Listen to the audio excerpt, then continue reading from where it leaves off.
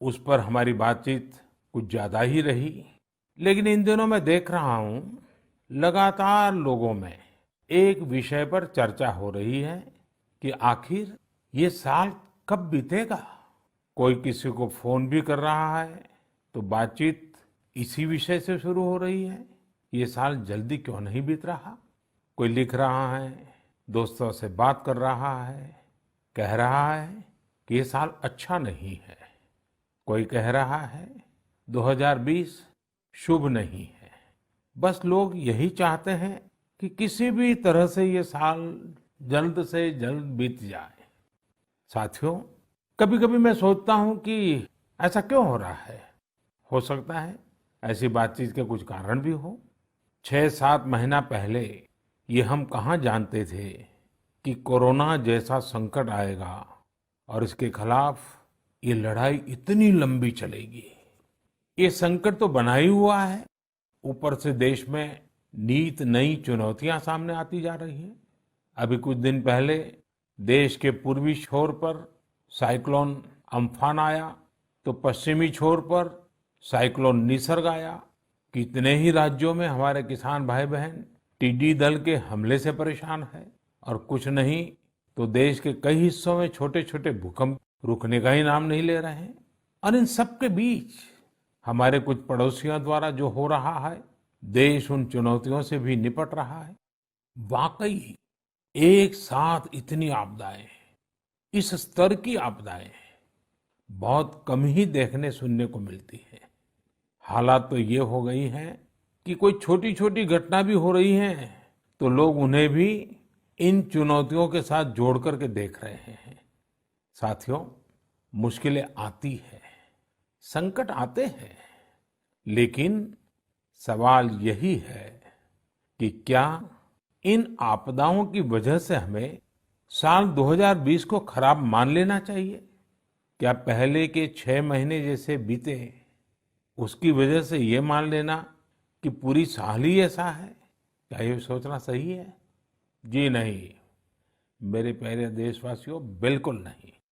एक साल में एक चुनौती आए या 50 चुनौती आए, नंबर कम ज्यादा होने से वो साल खराब नहीं हो जाता।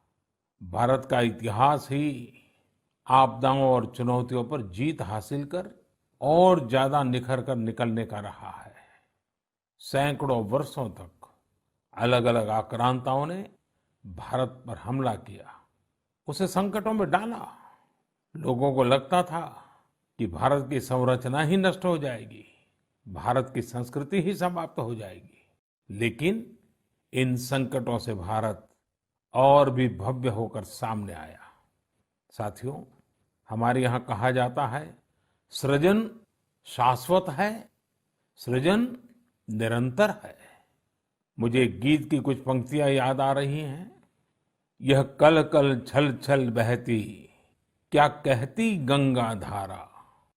यह कल कल छल छल बहती, क्या कहती गंगा धारा। युग युग से बहता आता, यह पुण्य प्रवाह हमारा। उसी गीत में आगे आता है, क्या उसको रोक सकेंगे, मिटने वाले मिट जाएं। कंकड़ पत्थर की हस्ती, कंकड़ पत्थर की हस्ती, क्या बाधा बनकर आए। भारत में भी जहां एक तरफ बड़े बड़े संकट आते गए, वहीं सभी बाधाओं को दूर करते हुए अनेकों अनेक सृजन भी हुए। नए साहित्य रचे गए, नए अनुसंधान हुए, नए सिद्धांत गढ़े गए। यानी संकट के दौरान भी हर क्षेत्र में सृजन की प्रक्रिया जारी रही और हमारी संस्कृति पुष्पित पल्लवित होती रही। देश आगे बढ़ता ही रहा। भारत ने हमेशा संकटों को सफलता की सीढ़ियों में परिवर्तित किया है। इसी भावना के साथ हमें आज भी इन सारे संकटों के बीच आगे बढ़ते ही रहना है। आप भी इसी विचार से आगे बढ़ेंगे, 130 करोड़ देशवासी आगे बढ़ेंगे, तो यही साल देश के लिए नए कीर्तिमान बनाने वाला साल साबित होगा। इसी साल में देश नए लक्ष्य प्राप्त करेगा, नई उड़ान भरेगा, नई ऊंचाइयों को छुएगा। मुझे पूरा विश्वास 130 करोड़ देशवासियों की शक्ति पर है, आप सब पर है, इस देश की महान परंपरा पर है। मेरे प्यारे देशवासियों, संकट चाहे जितना भी बड़ा हो, भारत के संस्कार निस्वार्थ भाव से सेवा की प्रेरणा देते हैं। भारत ने जिस तरह मुश्किल समय में दुनिया की मदद की, उसने आज शांति और विकास में भारत की भूमिका को और मजबूत किया है। दुनिया ने इस दौरान भारत की विश्व बंधुत्व की भावना को भी महसूस किया है और इसके साथ ही दुनिया ने अपनी संप्रभुता और सीमाओं की रक्षा करने के लिए भारत की ताकत और भारत के कमिटमेंट को भी देखा है। लद्दाख में भारत की भूमि पर आंख उठाकर देखने वालों को करारा जवाब मिला है। भारत मित्रता निभाना जानता है तो आंख में आंख डालकर देखना और उचित जवाब देना भी जानता है। हमारे वीर सैनिकों ने दिखा दिया है कि वो कभी भी मां भारती के गौरव पर आंच नहीं आने देंगे। साथियों, लद्दाख में हमारे जो वीर जवान शहीद हुए हैं, उनके शौर्य को पूरा देश नमन कर रहा है, श्रद्धांजलि दे रहा है। पूरा देश उनका कृतज्ञ है, उनके सामने नतमस्तक है। इन साथियों के परिवारों की तरह ही हर भारतीय इन्हें खोने का दर्द भी अनुभव कर रहा है। अपने वीर सपूतों के बलिदान पर उनके परिजनों में गर्व की जो भावना है, देश के लिए जो जज्बा है, यही तो देश की ताकत है। आपने देखा होगा, जिनके बेटे शहीद हुए, वो माता पिता अपने दूसरे बेटों को भी, घर के दूसरे बच्चों को भी सेना में भेजने की बात कर रहे हैं। बिहार के रहने वाले शहीद कुंदन कुमार के पिताजी के शब्द तो कानों में गूंज रहे हैं। वो कह रहे थे, अपने पोतों को भी देश की रक्षा के लिए सेना में भेजूंगा। यही हौसला हर शहीद के परिवार का है। वास्तव में इन परिजनों का त्याग पूजनीय है। भारत माता की रक्षा के जिस संकल्प से हमारे जवानों ने बलिदान दिया है, उसी संकल्प को हमें भी जीवन का ध्येय बनाना है, हर देशवासी को बनाना है।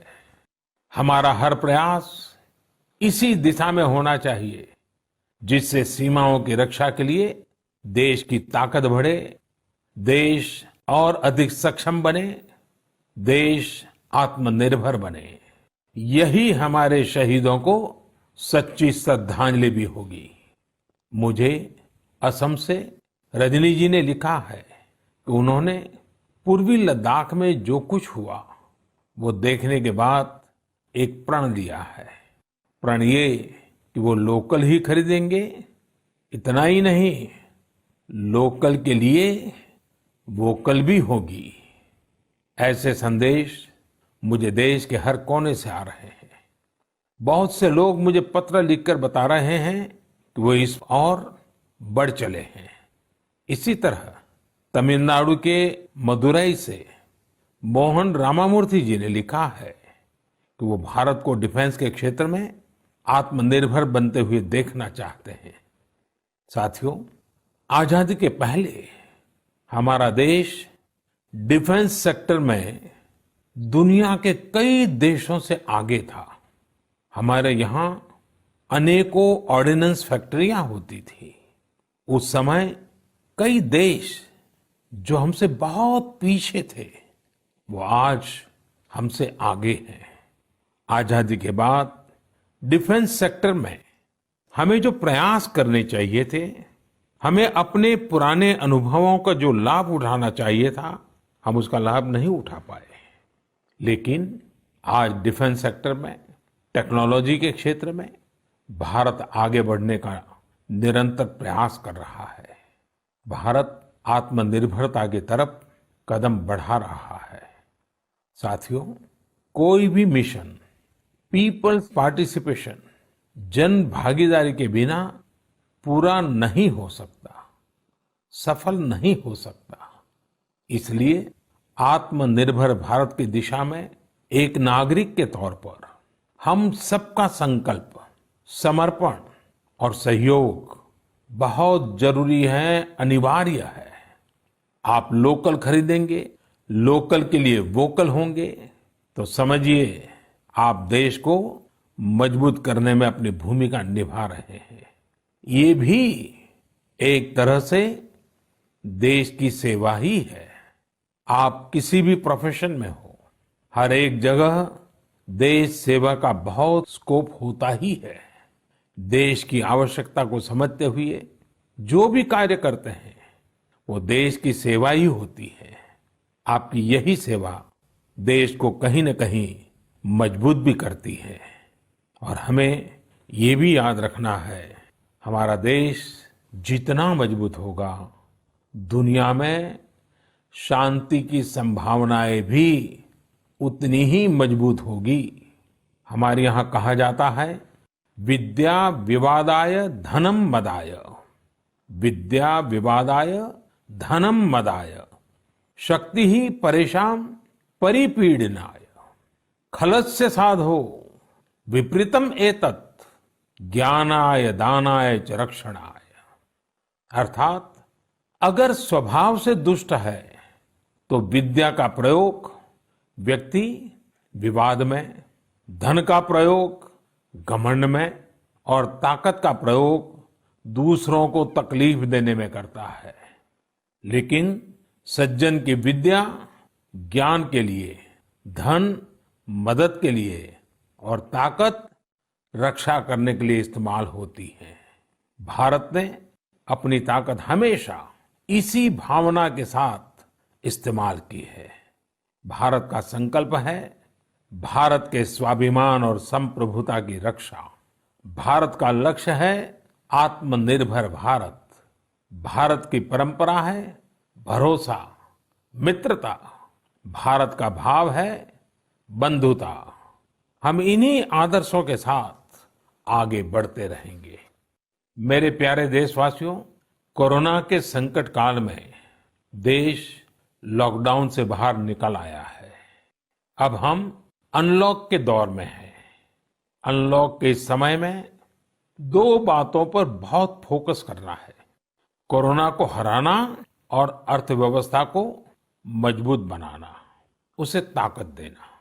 साथियों, लॉकडाउन से ज्यादा सतर्कता हमें अनलॉक के दौरान बरतनी है। आपकी सतर्कता ही आपको कोरोना से बचाएगी।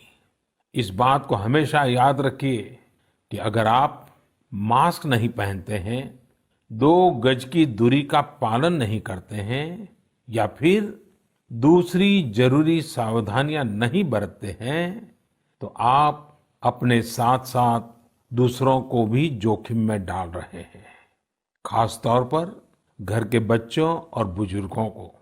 इसीलिए सभी देशवासियों से मेरा निवेदन है, और ये निवेदन मैं बार बार करता हूं, और मेरा निवेदन है कि आप लापरवाही मत बरतिए, अपना भी ख्याल रखिए और दूसरों का भी। साथियों, अनलॉक के दौर में बहुत सी ऐसी चीजें भी अनलॉक हो रही हैं जिनमें भारत दशकों से बंधा हुआ था। वर्षों से हमारा माइनिंग सेक्टर लॉकडाउन में था। कॉमर्शियल ऑक्शन को मंजूरी देने के एक निर्णय ने स्थिति को पूरी तरह से बदल दिया है। कुछ ही दिन पहले स्पेस सेक्टर में ऐतिहासिक सुधार किए गए। उन सुधारों के जरिए वर्षों से लॉकडाउन में जकड़े इस सेक्टर को आजादी मिली।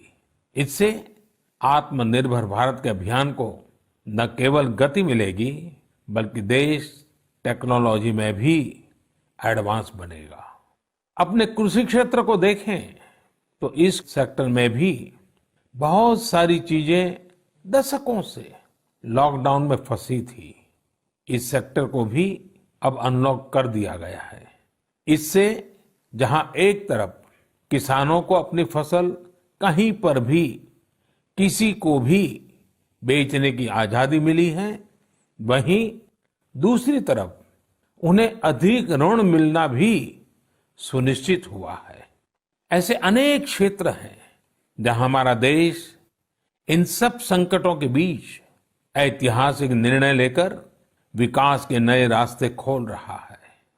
मेरे प्यारे देशवासियों, हर महीने हम ऐसी खबरें पढ़ते और देखते हैं जो हमें भावुक कर देती है।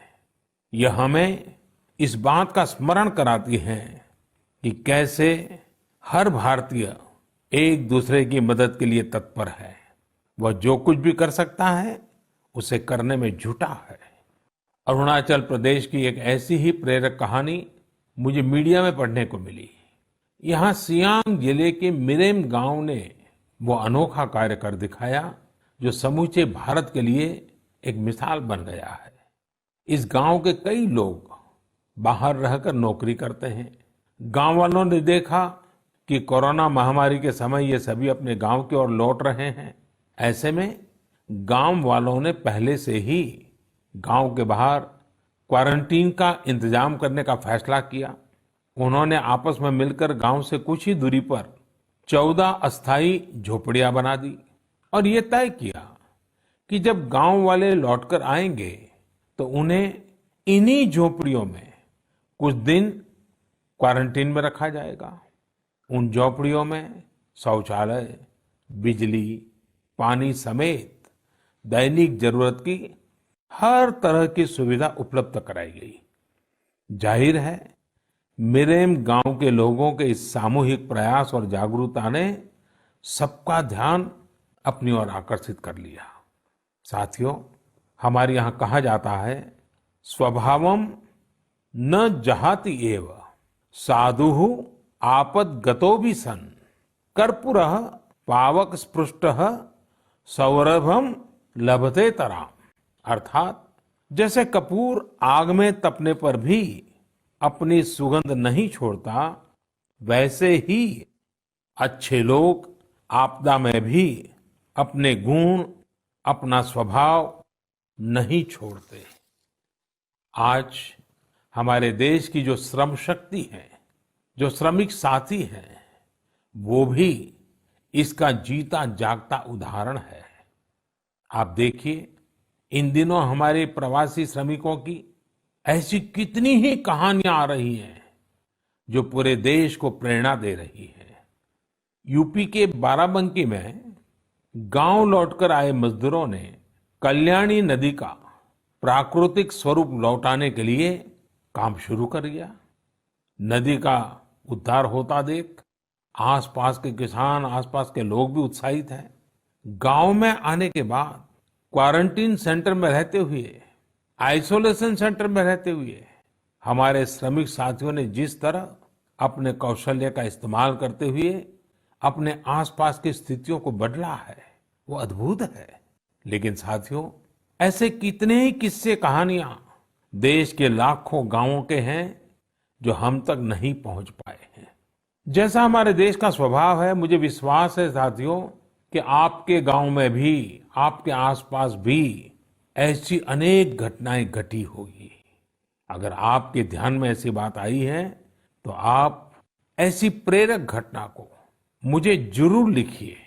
संकट के इस समय में ये सकारात्मक घटनाएं, ये कहानियां औरों को भी प्रेरणा देगी। मेरे प्यारे देशवासियों, कोरोना वायरस ने निश्चित रूप से हमारे जीवन जीने के तरीकों में बदलाव ला दिया है।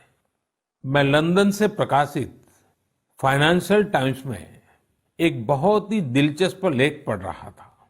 इसमें लिखा था कि कोरोना काल के दौरान अदरक, हल्दी समेत दूसरे मसालों की मांग एशिया के अलावा अमेरिका तक में भी बढ़ गई है।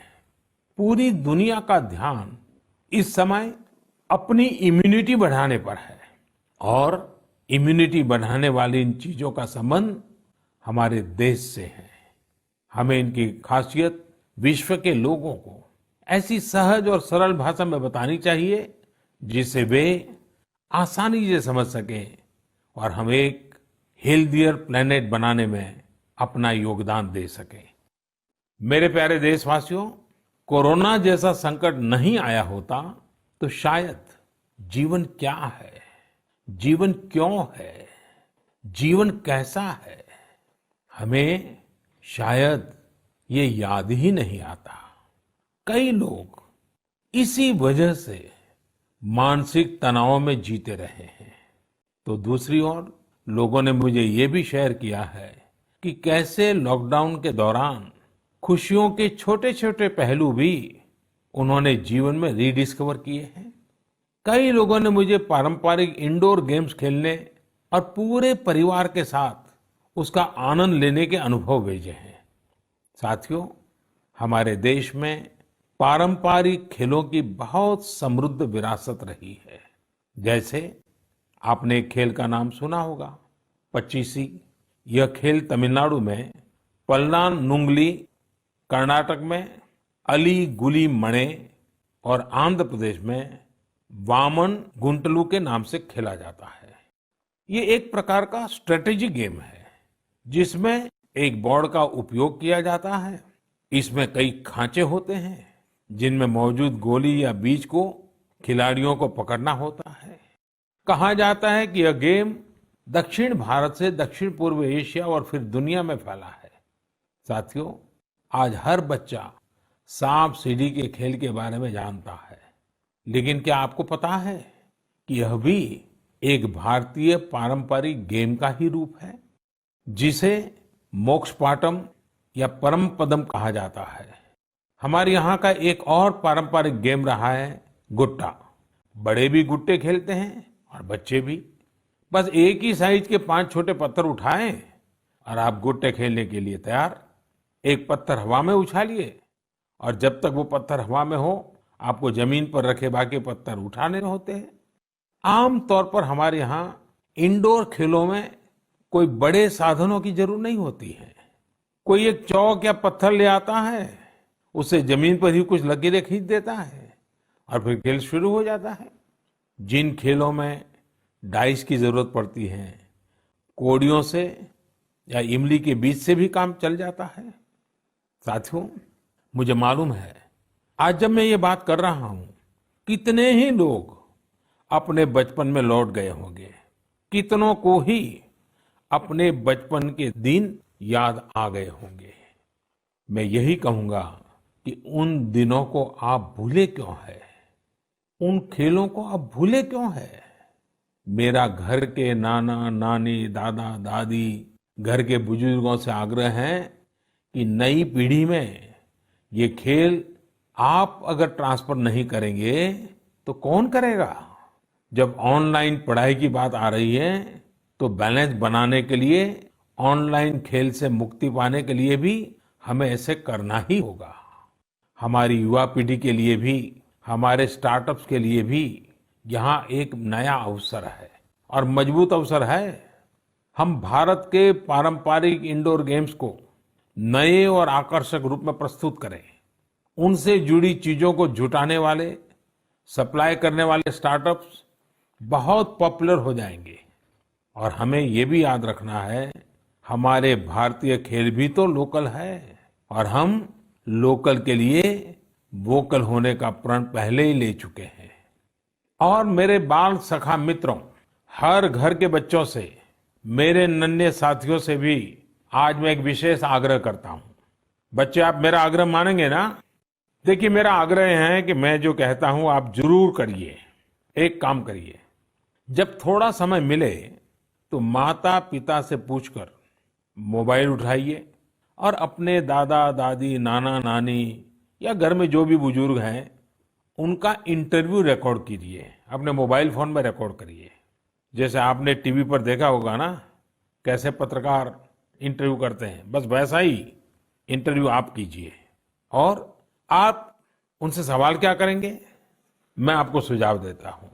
आप उनसे जरूर पूछिए कि वो बचपन में उनका रहन सहन कैसा था, वो कौन से खेल खेलते थे, कभी नाटक देखने जाते थे, सिनेमा देखने जाते थे, कभी छुट्टियों में मामा के घर जाते थे, कभी खेत खलिहान में जाते थे, त्योहार कैसे मनाते थे। बहुत सी बातें आप उनको पूछ सकते हैं। उनको भी 40-50 साल 60 साल पुरानी अपनी जिंदगी में जाना बहुत आनंद देगा। और आपके लिए 40-50 साल पहले का हिंदुस्तान कैसा था, आप जहां रहते हैं वो इलाका कैसा था, वहां परिसर कैसा था, लोगों के तौर तरीके क्या थे, सब चीजें बहुत आसानी से आपको सीखने को मिलेगी, जानने को मिलेगी। और आप देखिए आपको बहुत मजा आएगा। और परिवार के लिए एक बहुत ही अमूल्य खजाना, एक अच्छा वीडियो एल्बम भी बन जाएगा। साथियों, ये सत्य है कि आत्मकथा या जीवनी, ऑटोबायोग्राफी या बायोग्राफी, इतिहास की सच्चाई के निकट जाने के लिए बहुत ही उपयोगी माध्यम होती है। आप भी अपने बड़े बुजुर्गों से बातें करेंगे तो उनके समय की बातों को, उनके बचपन, उनके युवा काल की बातों को और आसानी से समझ पाएंगे। ये बेहतरीन मौका है कि बुजुर्ग भी अपने बचपन के बारे में, उस दौर के बारे में अपने घर के बच्चों को बताएं। साथियों, देश के एक बड़े हिस्से में अब मानसून पहुंच चुका है। इस बार बारिश को लेकर मौसम विज्ञानी भी बहुत उत्साहित हैं, बहुत उम्मीद जता रहा है। बारिश अच्छी होगी तो हमारे किसानों की फसलें अच्छी होगी, वातावरण भी हरा भरा होगा। बारिश के मौसम में प्रकृति भी जैसे खुद को रिजुवेनेट कर लेती है, मानव प्राकृतिक संसाधनों का जितना दोहन करता है, प्रकृति एक तरह से बारिश के समय उनकी भरपाई करती है, रिफिलिंग करती है। लेकिन ये रिफिलिंग तभी हो सकती है जब हम भी इसमें अपनी धरती माँ का साथ दें, अपना दायित्व निभाएं।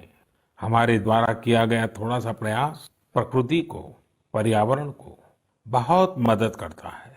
हमारे कई देशवासी तो इसमें बहुत बड़ा काम कर रहे हैं। कर्नाटक के मंडावली में एक 80-85 साल के बुजुर्ग हैं कामेगौड़ा जी। कामेगौड़ा जी एक साधारण किसान है, लेकिन उनका व्यक्तित्व बहुत असाधारण है।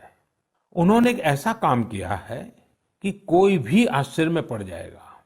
80-85 साल के कामेगौड़ा जी अपने जानवरों को चराते हैं, लेकिन साथ साथ उन्होंने अपने क्षेत्र में नए तालाब बनाने का भी बीड़ा उठाया हुआ है। वे अपने इलाके में पानी की समस्याओं को दूर करना चाहते हैं, इसलिए जल संरक्षण के काम में छोटे छोटे तालाब बनाने के काम में जुटे हैं। आप हैरान होंगे कि 80-85 वर्ष के कामेगौड़ा जी अब तक 16 तालाब खोद चुके हैं, अपनी मेहनत से, अपने परिश्रम से। हो सकता है कि जो तालाब उन्होंने बनाए वो बहुत बड़े ना हो, लेकिन उनका ये प्रयास बहुत बड़ा है। आज पूरे इलाके को इन तालाबों से एक नया जीवन मिला है। साथियों, गुजरात के वडोदरा का भी एक उदाहरण बहुत प्रेरक है। यहाँ जिला प्रशासन और स्थानीय लोगों ने मिलकर एक दिलचस्प मुहिम चलाई। इस मुहिम की वजह से आज वडोदरा में 1000 स्कूलों में रेन वाटर हार्वेस्टिंग होने लगी है। एक अनुमान है कि इस वजह से हर साल औसतन करीब 10 करोड़ लीटर पानी बेकार बह जाने से बचाया जा रहा है। साथियों, इस बरसात में प्रकृति की रक्षा के लिए, पर्यावरण की रक्षा के लिए हमें भी कुछ इसी तरह सोचने की, कुछ करने की पहल करनी चाहिए। जैसे कई स्थानों पर गणेश चतुर्थी को लेकर तैयारियां शुरू होने जा रही होगी। क्या इस बार हम प्रयास कर सकते हैं कि इको फ्रेंडली गणेश जी की प्रतिमाएं बनाएंगे और उन्हीं का पूजन करेंगे? क्या हम ऐसी प्रतिमाओं के पूजन से बच सकते हैं जो नदी तालाबों में विसर्जित किए जाने के बाद जल के लिए, जल में रहने वाले जीव जंतुओं के लिए संकट बन जाती है? मुझे विश्वास है आप ऐसा जरूर करेंगे। और इन सब बातों के बीच हमें ये भी ध्यान रखना है कि मानसून के सीजन में कई बीमारियां भी आती हैं। कोरोना काल में हमें इनसे भी बचकर रहना है। आयुर्वेदिक औषधियाँ, काढ़ा, गर्म पानी, इन सब का इस्तेमाल करते रहिए, स्वस्थ रहिए। मेरे प्यारे देशवासियों, आज 28 जून को भारत अपने एक भूतपूर्व प्रधानमंत्री को श्रद्धांजलि दे रहा है, जिन्होंने एक नाजुक दौर में देश का नेतृत्व किया। हमारे ये पूर्व प्रधानमंत्री श्री पीवी नरसिम्हा राव जी की आज जन्म शताब्दी वर्ष की शुरुआत का दिन है। जब हम पीवी नरसिम्हा राव जी के बारे में बात करते हैं तो स्वाभाविक रूप से राजनेता के रूप में उनकी छवि हमारे सामने उभरती है, लेकिन ये भी सच्चाई है कि वो अनेक भाषाओं को जानते थे, भारतीय एवं विदेशी भाषाएं बोल लेते थे। वे एक और भारतीय मूल्यों में रचे बसे थे, तो दूसरी ओर उन्हें पाश्चात्य साहित्य और विज्ञान का भी ज्ञान था। वे भारत के सबसे अनुभवी नेताओं में से एक थे, लेकिन उनके जीवन का एक और पहलू भी है और वो उल्लेखनीय है, हमें जानना भी चाहिए। साथियों, नरसिम्हा राव जी अपनी किशोरावस्था में ही स्वतंत्रता आंदोलन में शामिल हो गए थे। जब हैदराबाद के निजाम ने वंदे मातरम गाने की अनुमति देने से इनकार कर दिया था, तब उनके खिलाफ आंदोलन में उन्होंने भी सक्रिय रूप से हिस्सा लिया था। उस समय उनकी उम्र सिर्फ 17 साल थी। छोटी उम्र से ही श्रीमान नरसिम्हा राव अन्याय के खिलाफ आवाज उठाने में आगे थे। अपनी आवाज बुलंद करने में कोई कोर कसर बाकी नहीं छोड़ते थे। नरसिम्हा राव जी इतिहास को भी बहुत अच्छी तरह समझते थे। बहुत ही साधारण पृष्ठभूमि से उठकर उनका आगे बढ़ना, शिक्षा पर उनका जोर, सीखने की उनकी प्रवृत्ति और इन सब के साथ उनकी नेतृत्व क्षमता, सब कुछ स्मरणीय है। मेरा आग्रह है कि नरसिम्हा राव जी के जन्म शताब्दी वर्ष में हम सभी लोग उनके जीवन और विचारों के बारे में ज्यादा से ज्यादा जानने का प्रयास करें। मैं एक बार फिर उन्हें अपनी श्रद्धांजलि अर्पित करता हूं।